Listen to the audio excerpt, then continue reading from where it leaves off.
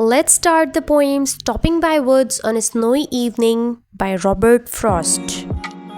In this poem, we will be discussing themes, symbolisms, reference to context, explanation, but first, let me give you a short summary of the poem. The speaker stops in the middle of a quiet, snowy forest. He admires the peaceful scene of woods filling up with snow. His horse gets confused because it's unusual to stop in such a lonely place. The narrator feels drawn to the calm and beautiful woods, but he remembers his responsibilities and must continue his journey.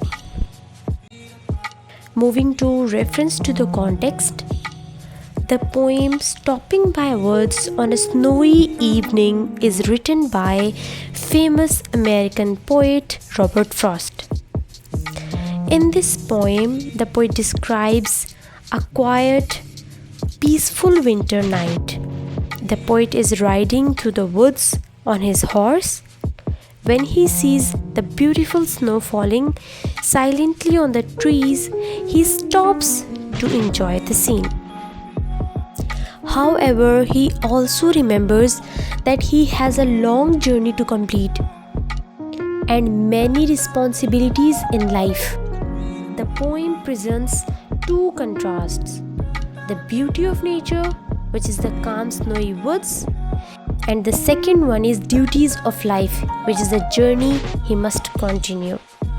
The poet wants to stay longer and enjoy the beautiful scene, but he cannot because he has many promises to keep. Now, moving to stanza by stanza explanation. Whose woods these are? I think I know. His house is in the village though. He will not see me stopping here to watch his woods fill up with snow. Okay, so here the poet thinks he knows who owns the snowy woods. The owner lives in the village, so he will not notice the poet stopping by to watch the snow fall.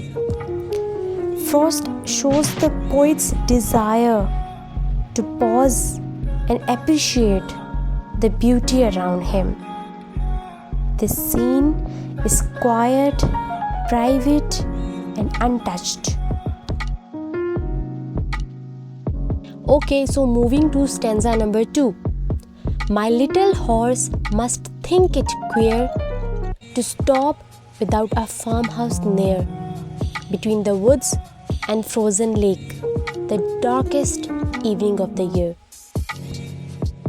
Okay, so in this stanza, the poet imagines that his horse finds it strange to stop in such a lonely place. There is no farmhouse nearby, only woods and a frozen lake. The evening is described as the darkest evening of the year, adding to the quiet and mysterious feel. The horse is practical and used to stopping only where the people live, not in such silent nature. Okay, so moving to stanza number 3. He gives his harness bells a shake to ask if there's some mistake. The only other sounds the sweep of easy wind and downy flake. Here in this stanza, the horse shakes its harness bells as if asking the poet whether stopping here is a mistake. Other than the bells, everything is silent except the soft sound of wind and falling snowflakes. This shows how peaceful and calm the place is, almost dreamlike. Okay, moving to the last stanza of the poem. The woods are lovely, dark and deep, but I have promises to keep, and miles to go before I sleep. And miles to go before I sleep. So here in this stanza, the poet admires the woods.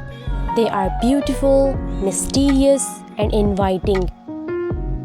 He wants to stay longer, but he remembers his duties, his responsibilities, and his promises. Therefore, he must continue his journey. The repetition of the line "and miles to go before I sleep" emphasizes the responsibilities and the long journey of life.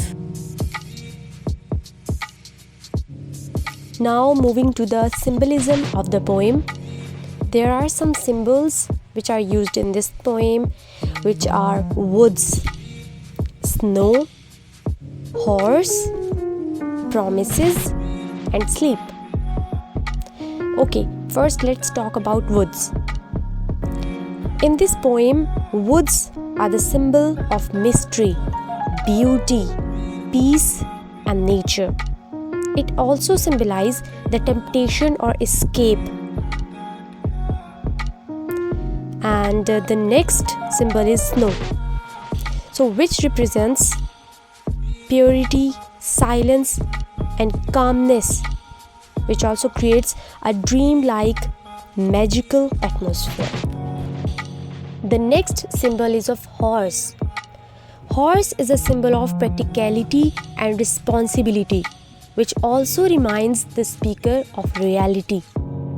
The third symbol is promises, which symbolize life duties, goals, family responsibilities, and moral commitments. The next symbol is sleep, whose literal meaning is rest, but symbolically it refers to death. After all duties are done. Let's move to the last topic of the poem, which is themes of the poem. The first theme of the poem is beauty of nature. Frost highlights the calm, magical beauty of the snow-covered woods. The poet is deeply attracted to nature's quiet charm. The second theme is human responsibilities. Even though the woods are tempting, the speaker remembers that he has promises to keep, symbolizing duties, commitments, and responsibilities in life. The third theme is temptation versus duty. The woods tempt him to stay and rest, but duty pulls him away. This balance between desire and responsibility is the heart of the poem. Next theme is isolation and peace. The woods represent peaceful isolation away from the noise, society, and responsibilities.